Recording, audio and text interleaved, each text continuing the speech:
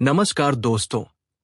अगर आपको लगता है कि एनईईटी सिर्फ टॉपर्स के लिए है, अगर आपको लगता है कि एवरेज स्टूडेंट कभी डॉक्टर नहीं बन सकता, अगर आपके मार्क्स हमेशा एवरेज आते हैं और आप सोचते हैं कि क्या मैं सच में एनईटी क्रैक कर पाऊंगा, तो ये स्पीच आपके लिए है। आज मैं आपको सिर्फ मोटिवेशन नहीं दूंगा, बल्कि एक ऐसी प्रैक्टिकल स्ट्रैटेजी बताऊंगा जिसे फॉलो करके एक एवरेज स्टूडेंट भी एनईटी क्रैक कर सकता है। सबसे पहले एक बात हमेशा याद रखना, एनईटी इंटेलिजेंस का एग्जाम नहीं है, कंसिस्टेंसी का एग्जाम है। हां, आपने सही सुना। एनईटी यह नहीं पूछता कि आप स्कूल के सबसे इंटेलिजेंट स्टूडेंट हो या नहीं। एनईटी यह देखता है कि आपने कितनी कंसिस्टेंसी से तैयारी की है, आपने कॉन्सेप्ट्स को कितना समझा है और आपने कितनी बार रिवीजन किया है। बहुत सारे स्टूडेंट्स शुरुआत में एवरेज होते हैं, लेकिन धीरे धीरे डिसिप्लिन और सही स्ट्रैटेजी के कारण एक्स्ट्रा ऑर्डिनरी रिजल्ट ले आते हैं। अब मैं आपसे एक सवाल पूछता हूं, क्या आपने कभी ऐसा स्टूडेंट देखा है जो स्कूल में एवरेज था, लेकिन बाद में बहुत बड़ा सक्सेस हासिल कर गया? ऐसे हजारों एग्जाम्पल हैं। क्यों? क्योंकि सक्सेस सिर्फ टैलेंट से नहीं मिलती, सक्सेस स्ट्रैटेजी और हार्ड वर्क से मिलती है। मान लीजिए दो स्टूडेंट हैं। पहला स्टूडेंट बहुत इंटेलिजेंट है, लेकिन वह रोज सिर्फ 2 घंटे पढ़ता है, मोबाइल में टाइम वेस्ट करता है और सोचता है कि एग्जाम के टाइम सब हो जाएगा। दूसरा स्टूडेंट एवरेज है, उसे कॉन्सेप्ट समझने में समय लगता है, लेकिन वह रोज 6 से 7 घंटे कंसिस्टेंसी से पढ़ता है, मिस्टेक्स नोट करता है और वीकली रिवीजन करता है। अब आप ही बताइए, 6 महीने बाद कौन आगे होगा? ज्यादातर केसेस में दूसरा स्टूडेंट आगे निकल जाता है, क्योंकि कंसिस्टेंसी हमेशा टेम्पररी इंटेलिजेंस को हरा देती है। दोस्तों, एवरेज स्टूडेंट की सबसे बड़ी ताकत क्या होती है? वह स्ट्रगल करना सीख जाता है। टॉपर को कई बार कॉन्फिडेंस ज्यादा होता है, लेकिन एवरेज स्टूडेंट हर छोटी चीज को मेहनत से इंप्रूव करता है। अब बात करते हैं एनईटी क्रैक करने की फुल स्ट्रैटेजी की। पहला रूल, एनसीईआरटी को भगवान मान लो।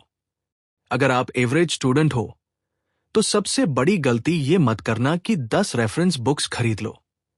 एनईटी की फाउंडेशन है एनसीईआरटी। बायोलॉजी में लगभग डायरेक्ट क्वेश्चंस एनसीईआरटी से आते हैं। केमिस्ट्री और फिजिक्स में कॉन्सेप्ट्स एनसीईआरटी से मजबूत करो। एक एवरेज स्टूडेंट को कॉम्प्लिकेटेड मटेरियल में नहीं फंसना चाहिए। सिंपल रूल, पहले एनसीईआरटी खत्म करो, फिर एमसीक्यू प्रैक्टिस करो। अगर आपकी एनसीईआरटी मजबूत है, तो आपकी आधी लड़ाई जीत ली गई है। दूसरा रूल, स्मार्ट स्टडी करो, हार्ड स्टडी नहीं।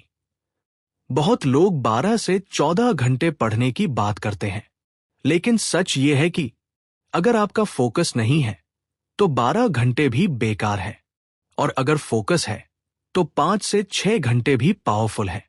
एक सिंपल फॉर्मूला फॉलो करो, 2 घंटे कॉन्सेप्ट लर्निंग, 2 घंटे एमसीक्यू प्रैक्टिस, 1 घंटा रिवीजन, 1 घंटा वीक टॉपिक्स पर काम, यानी रोज थोड़ा थोड़ा इंप्रूवमेंट। याद रखो, small progress every day becomes massive success one day. तीसरा रूल, वीकनेस से भागो मत। एवरेज स्टूडेंट्स अक्सर एक गलती करते हैं, जिस सब्जेक्ट में वीक होते हैं उससे दूर भागते हैं।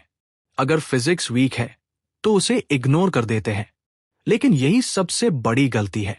मान लो आपको फिजिक्स में न्यूमेरिकल नहीं आते, तो चैप्टर छोड़ने के बजाय रोज सिर्फ 10 क्वेश्चन सॉल्व करो।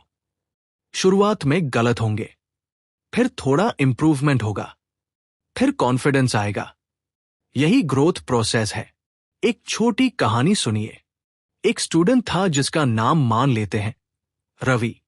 रवि 11th में एवरेज स्टूडेंट था। फिजिक्स में सिर्फ पासिंग मार्क्स आते थे। हर कोई कहता था, तुझसे एनईईटी नहीं होगा। लेकिन उसने एक रूल बनाया, रोज सिर्फ 20 फिजिक्स एमसीक्यू सॉल्व करेगा। शुरुआत में 20 में से सिर्फ 5 सही आते थे, फिर 8 सही होने लगे, फिर 12, फिर 15। धीरे धीरे वही सब्जेक्ट उसकी स्ट्रेंथ बन गया, और आखिर में उसने एनईटी क्वालिफाई कर लिया। उसकी सक्सेस का सीक्रेट टैलेंट नहीं था, डेली कंसिस्टेंसी थी। चौथा रूल, मॉक टेस्ट को सीरियस लो। बहुत स्टूडेंट्स टेस्ट देने से डरते हैं। उन्हें लगता है कम मार्क्स आए तो कॉन्फिडेंस टूट जाएगा। लेकिन याद रखो, घर पर होने वाली गलती एग्जाम हॉल की बड़ी गलती बचा सकती है। अगर मॉक टेस्ट में कम मार्क्स आए तो दुखी मत हो। एनालाइज करो, गलती कहां हुई? कॉन्सेप्ट वीक था, टाइम मैनेजमेंट खराब था, क्वेश्चन गलत पढ़ा। यही इंप्रूवमेंट आपको सिलेक्शन के करीब ले जाएगी। पांचवा रूल, मोबाइल एडिक्शन खत्म करो। सच्चाई कड़वी है, कई स्टूडेंट्स इंटेलिजेंट नहीं होने के कारण फेल नहीं होते, बल्कि डिस्ट्रैक्शन के कारण फेल होते हैं। 2 घंटे पढ़ाई और 5 घंटे स्क्रोलिंग। अगर डॉक्टर बनना है तो टेम्पररी एंटरटेनमेंट सैक्रिफाइस करना पड़ेगा। याद रखो, आज का सैक्रिफाइस कल की सक्सेस बनता है। छठा रूल, रिवीजन ही असली गेम चेंजर है। एक एवरेज स्टूडेंट की मेमोरी टॉपर जैसी नहीं होती, लेकिन रिवीजन उसे टॉपर बना सकता है। सिंपल रूल, जो पढ़ो उसे 24 घंटे के अंदर रिवाइज करो, फिर वीकली रिवाइज करो, फिर मंथली रिवाइज करो। यही फॉर्मूला लॉन्ग टर्म मेमोरी बनाता है। अब सबसे जरूरी बात, कभी खुद को एवरेज समझकर अंडर एस्टिमेट मत करो, क्योंकि एवरेज होना परमानेंट नहीं है। यह सिर्फ आपकी करंट सिचुएशन है। अगर आज आप एवरेज हो तो मेहनत से एक्स्ट्राऑर्डिनरी बन सकते हो। याद रखो, डॉक्टर वही बनता है जो आखिरी तक हार नहीं मानता। एनईटी क्रैक करने के लिए जीनियस होना जरूरी नहीं है। जरूरी है डिसिप्लिन, कंसिस्टेंसी, स्मार्ट स्ट्रैटेजी और खुद पर भरोसा। इसलिए आज से खुद से एक प्रॉमिस करो, मैं कंपैरिजन नहीं करूंगा, मैं रोज थोड़ा बेटर बनूंगा। क्योंकि जीत हमेशा उसी की होती है जो मैदान नहीं छोड़ता। अगर आप एवरेज स्टूडेंट हो तो ये याद रखो, एवरेज स्टूडेंट भी एनईटी क्रैक कर सकता है। बस उसे खुद पर विश्वास और सही स्ट्रैटेजी चाहिए। मैं आपको वीडियो के आखिर में यही बताना चाहूंगा कि पहली बात, खामोशी आपकी सबसे बड़ी ताकत है। हर किसी को जवाब देना जरूरी नहीं होता। खुद को शब्दों से नहीं, अपनी मेहनत और सफलता से साबित कीजिए। खामोशी में मेहनत करो और अपने रिजल्ट से दुनिया को जवाब दो।